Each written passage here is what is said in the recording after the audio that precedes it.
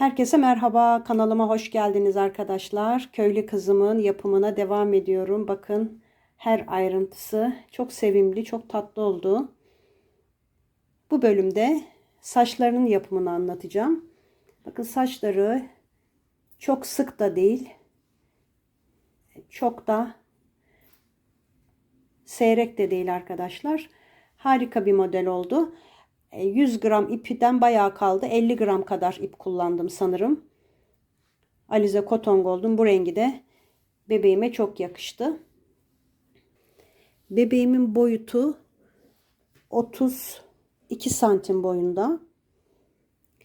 Kollarında bakın tel kullandım. Kolları böyle esnek ve boynu da dönebiliyor. Döner kafa çalıştım. Bacaklarına tel yerleştirmedim. Boynuna ve kollarına yerleştirdim arkadaşlar. Her detayını size anlatacağım.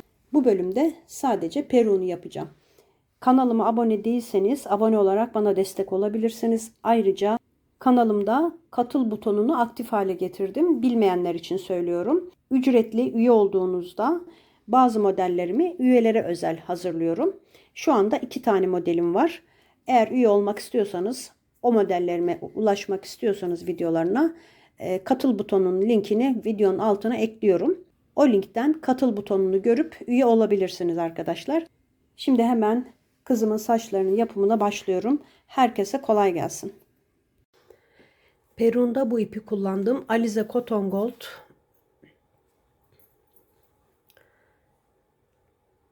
Renk kodu 690.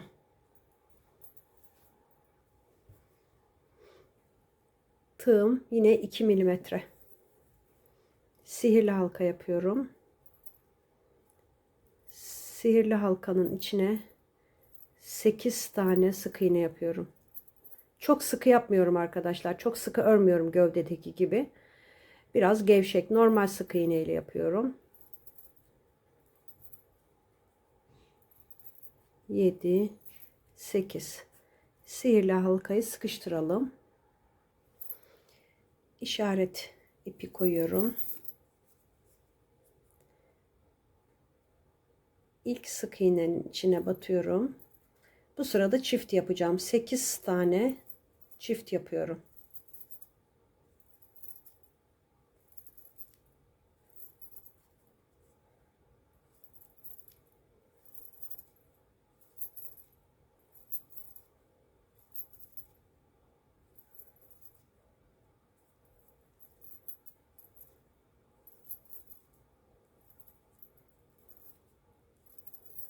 Sayım 16 oldu.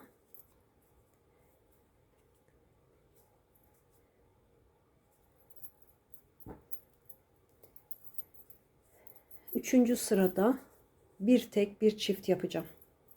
Bir tek bir çift sık iğne. 8 defa tekrarlayacağım yine. Tamamladım. Sayım 24 oldu. Şimdi bu sırada ön halkalarına batarak öreceğiz bu sırada. Ön halkasına batıyorum. Flo deniyor buna. 1,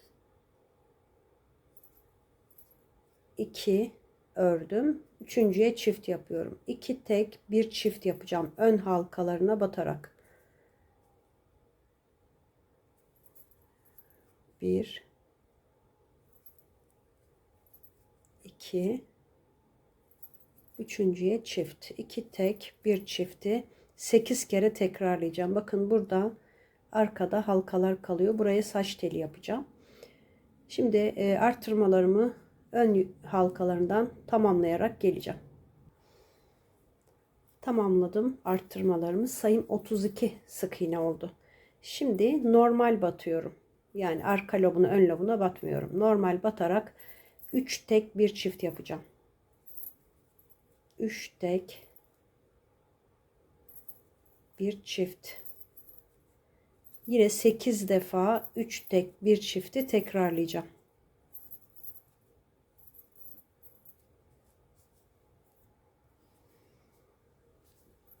Tamamladım. Sayım 40 oldu. Şimdi bu sırada 4 tek bir çift yapacağım. 4 tek bir çift. 8 defa tekrarlayacağım bunu. 4 tek bir çift. Tamamladığım sayım 48 sık iğne oldu. Şimdi buradan itibaren saç tellerini yapmaya başlayacağım. 70 tane zincir çekelim. 70 tane zincir çektim. 3. zincire batıyorum. Üzerini doladım. Tekli trabzan yapıyorum.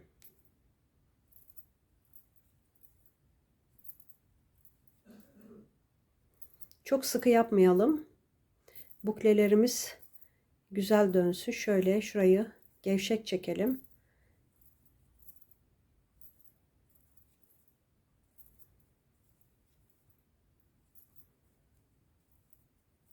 Böyle zincirin sonuna kadar dolduracağım.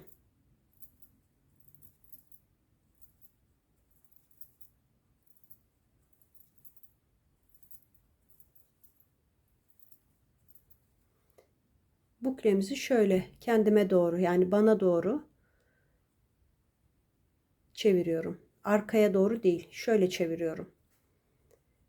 Makarna gibi olması için böyle oluyor arkadaşlar. Diğer türlü çevirdiğiniz zaman daha farklı bir görüntüsü oluyor. İstediğiniz şekilde yapabilirsiniz. Ben böyle yapacağım. Şimdi zincirin sonuna kadar böyle trabzanlarımı, tekli trabzanlarımı yapıp geliyorum. Buklemi yaptım, bakın.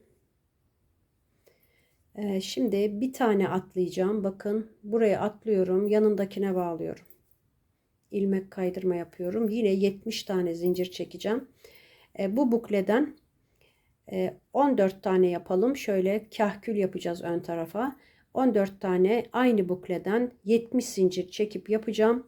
Bir tane atlayıp yanındakine bağlayacağım. Bir boşluk atlayıp yanındakine bağlayacağım. Yapacağım buklemi, bir boşluk atlayıp yanındakine bağlayacağım. Bu şekilde 14 tane saç telimi yapıp geliyorum. Saç tellerimi yaptım arkadaşlar. 14 tane yaptım. Kahküllerini yapacağım. 18 tane zincir çekiyorum.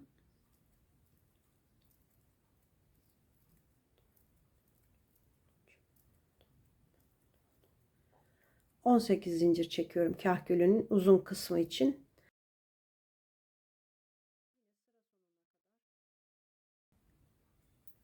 Zincirin sonuna kadar tekli trabzanlarımı yapacağım. Yaptım. Şimdi bir tane atlıyorum. Yanındakine birleştirdim. İlmek kaydırmayla. Şimdi 16 tane zincir çekeceğim.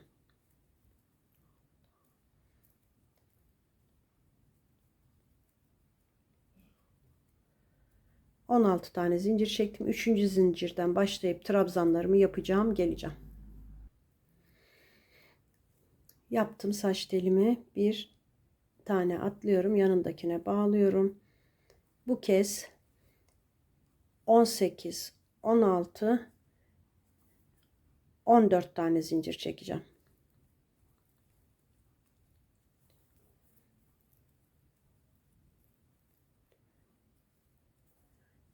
Yine trabzanlarımı yapacağım. Bir tane atlayıp bağlayacağım. Bir tane daha aynı boyutta yapacağım. Sonra bir tane daha, 3 tane daha aynı boyutta. Yani bu toplam 3 tane olacak arkadaşlar. 16 zincirli, 14 zincirli olan 3 tane olacak. Onları tamamlayıp geliyorum. 14 zincirle 3 tane saç teli yaptım. Bir tane daha yapacağım arkadaşlar. 4 tane olacak 14 zincirle yaptığım saç teli.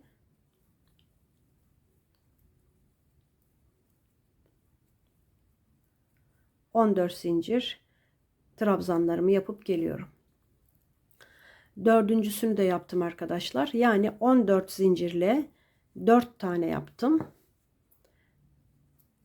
16 zincirle bir tane, 18 zincirle bir tane. Kahküllerimiz buraya kadar bu şekilde 18, 16, 4 tane de 14 zincirle yaptım kahkül. Şimdi yine aynı bunun simetrini yapacağım. 16 zincir ve 18 zincir. 16 zincir çekip saç dilimi yapacağım. Sonra 18 zincir çekip saç dilimi yapacağım. Burada 2 tane saç dilim kalacak. Ben bu kısaları yapıp geliyorum. 16 ve 18 zincirle 2 tane saç teli yapıp geleceğim. Kahkül kısmını tamamladım. 18, 16, 14, 14, 14, 14, 4 tane 14, 16 ve 18 zincirle kahkül kısmını tamamladım. Şimdi burada 2 tane uzun saçım kaldı. 70 zincir çekip 3. zincirden başlayıp 68 trabzan oluyor arkadaşlar. Yapıp geleceğim. 2 tane. Bir tane atlayıp bağlıyoruz hep. Bu sırada hep bir atladık, bir bağladık arkadaşlar. Hepsi aynı şekilde birleşti. Şimdi 2 saç telini yapıp geleceğim. Alt kattaki saçlarımı yaptım. İlk sıradaki tamamladım arkadaşlar. Kahküller 8 tane, 16 tane de uzun saç tellerini yaptım. Şimdi burada en son birleştirdim, bakın.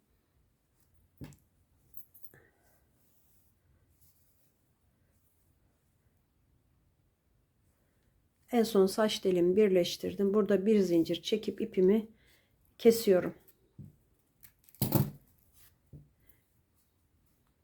Şimdi diğer saç tellerini bu kısma yapacağım. Çünkü peruğu bu şekilde kafaya yerleştireceğiz. Ters kısmı, yani şu sık iğnelerin ters olan kısmı yüze gelecek. Yani üste gelecek.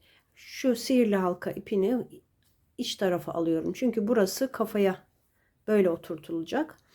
Şimdi kahküller burada. Şuradan başlayacağım. Tekrar ipimi ekliyorum. Şu kahküllerin hizasından başlıyorum. Yani arka kısımdan başlamış oluyorum. Burada yine 70 tane zincir çekeceğim. Bu ipi arkaya alalım. Başlangıç ipini.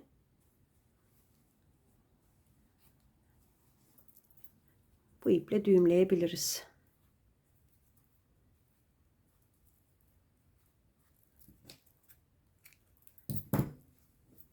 Şimdi 70 zincir çekip saç telimi yapıp geliyorum arkadaşlar.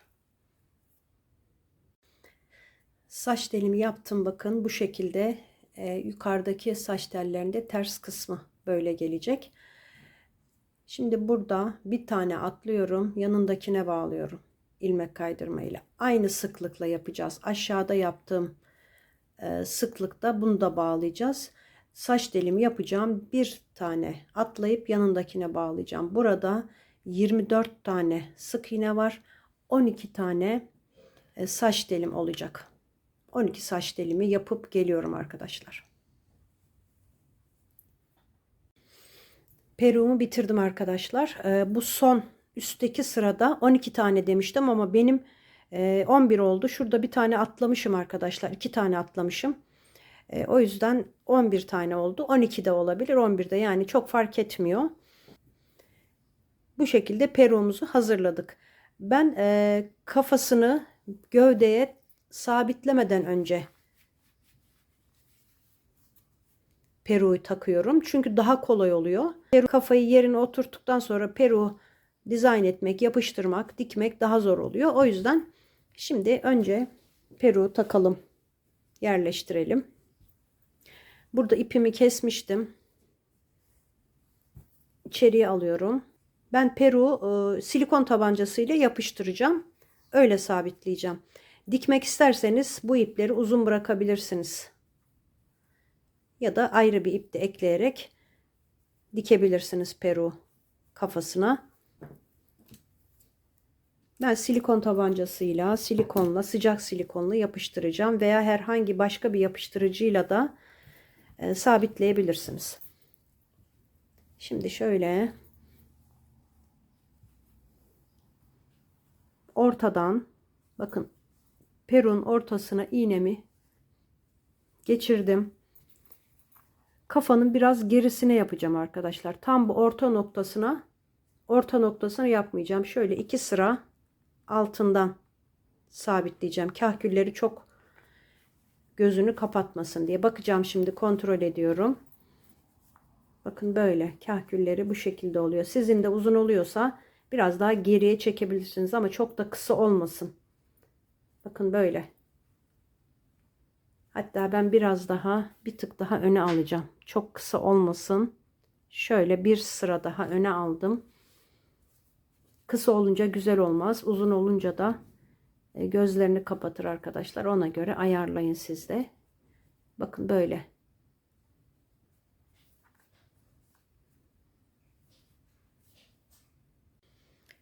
Tepesini sabitledikten sonra şu ortada, üst katmandaki ortada iki saç telini şöyle ayırın arkadaşlar. Tam ortaya gelsin. Burada da 4 saç teli var bakın. Şu kısa olanlar 4 tane. Onun da tam ortası burun hizasına gelsin. O şekilde şuraya iğne takıyorum.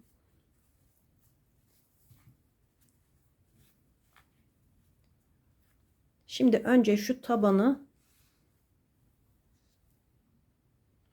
iğneliyorum arkadaşlar.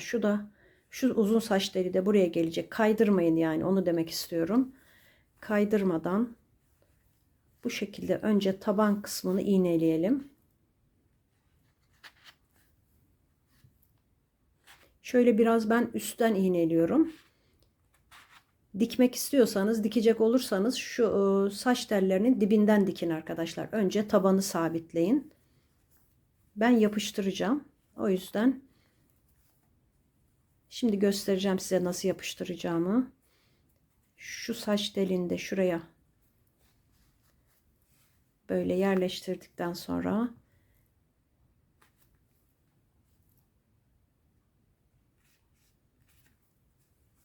kaymasın arkadaşlar, şu şekilde. Şimdi önce tabanı yapıştırmasak da olur. Sadece bu ön kısmı da yapıştırabilirim ama ben size göstereceğim tabanın komple yapıştırma şeklini. Yapıştırmadan önce düzgün bir şekilde dizayn edin. Sonra yapıştırdıktan sonra, çünkü geri dönüşü yok silikonun. O yüzden bu şekilde bakıyorum. Zaten ona kontrol etmiştim onu. Düzgünlüğünü siz de kontrol edin. Önce şu saç tellerini, öndeki saç tellerini geriye alıyorum. Bakın buradaki sık iğne kısmından şöyle çok az silikon sıkıyorum.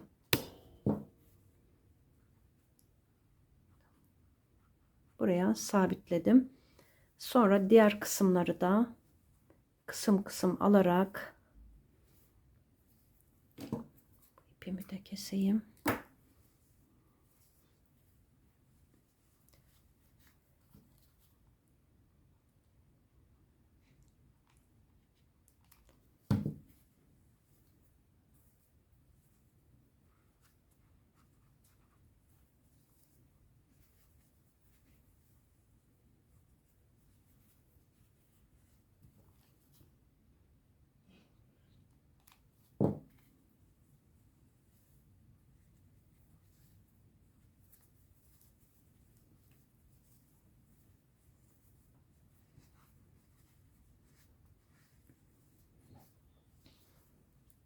En son burayı da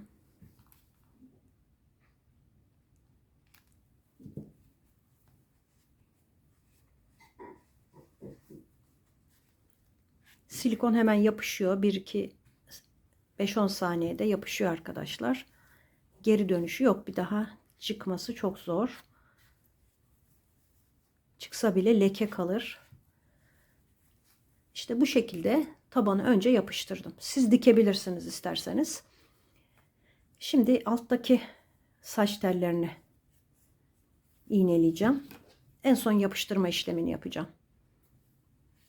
Bakın şuradan kulak hizasından iğnelemeye başlıyorum. Sıkı bir şekilde, yani dip dibe sık bir şekilde, ara vermeden.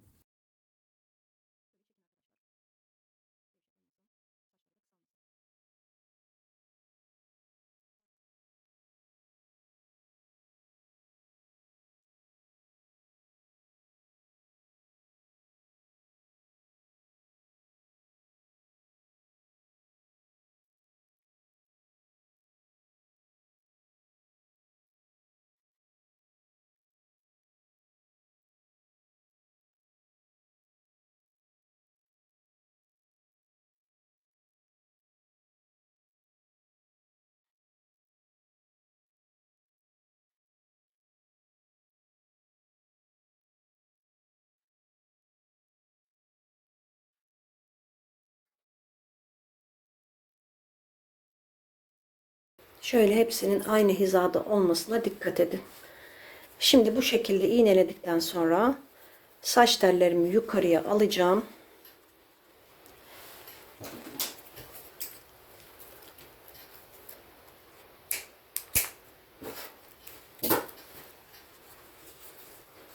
Böyle bastıralım, açılmasın. Şimdi şu diplerine böyle silikon sıkacağım arkadaşlar.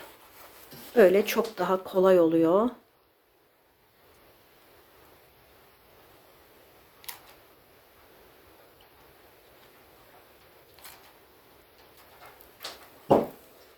Bakın bu şekilde sıktım.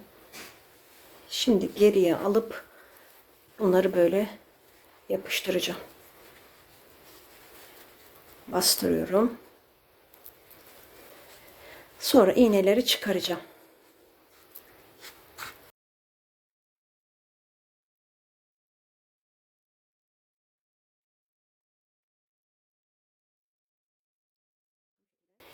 Şimdi şu ortadan bakın burnun hizasından bunu ikisini bu hizaya getirmiştik.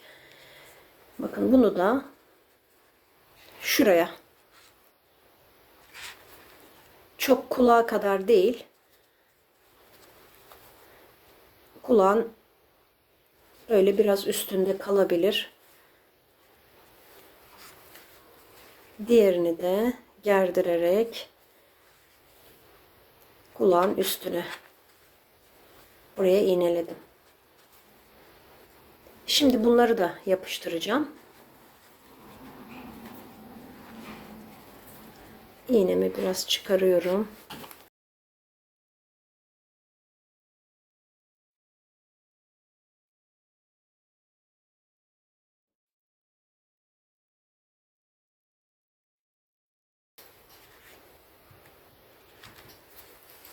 Bakın arkadaşlar, diğerleri serbest kalacak.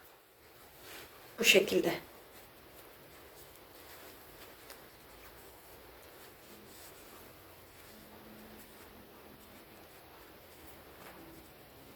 Kahküllerini de düzeltelim.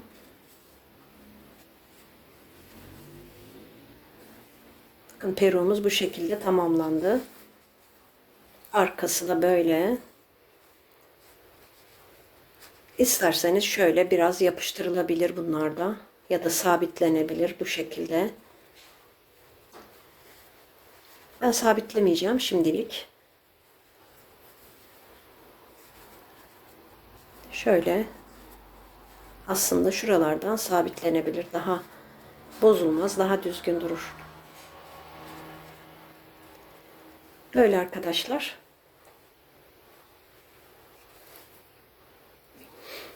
Şimdi kafasını sabitleyeceğim.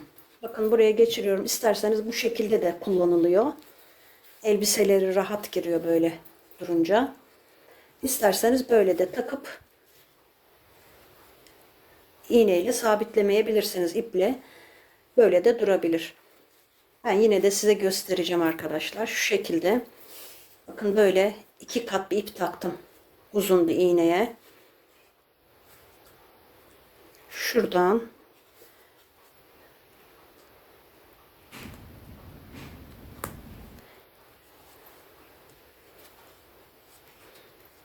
tel olduğu için tam ortalayamıyorum. Evet, ortalandı şimdi.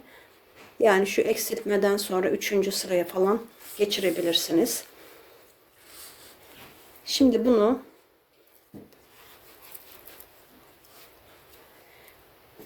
şu kenardaki sık iğnelere taktırmadan yukarı doğru, tepeye doğru çıkıyorum. Bakın şu tepedeki sık iğnenin, sihirli halkanın ortasına hiçbir yere taktırmadan çıkarın arkadaşlar. Sonra onu içeri alacağım çünkü görünmesin diye. Tam buraya çıkış yaptım. Sonra iğneyi çıkarıyorum buradan. Bu ipe takacağım.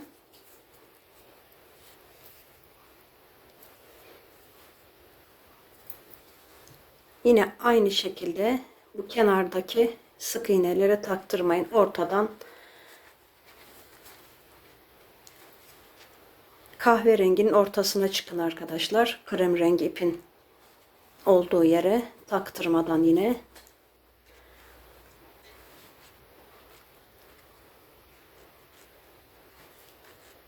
Kafanın aynı noktasından çıkmamış oluyor. Yani muhtemelen öyle olması lazım. Yoksa içeri girer oradan da.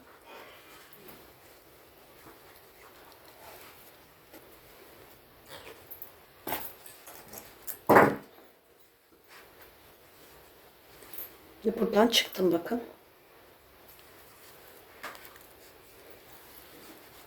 Şimdi buradan boynu geçiriyorum.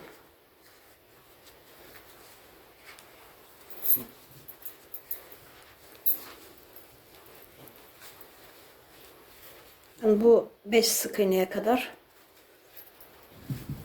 geçirin, fazla da takmayın arkadaşlar. Çok boynu kısa olmasın. Şimdi burada düğüm atıyorum. Şöyle göstereyim. Düğüm atıyorum biraz sıkarak.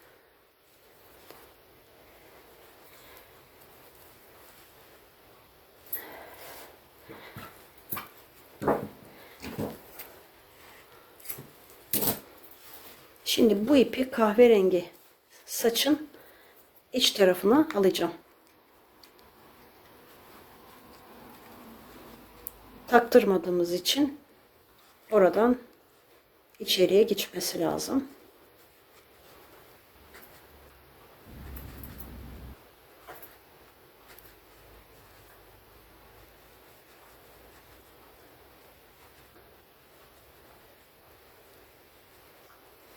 Biraz takılmış herhalde arkadaşlar. O yüzden zorlandım. Ama içeriye girdi.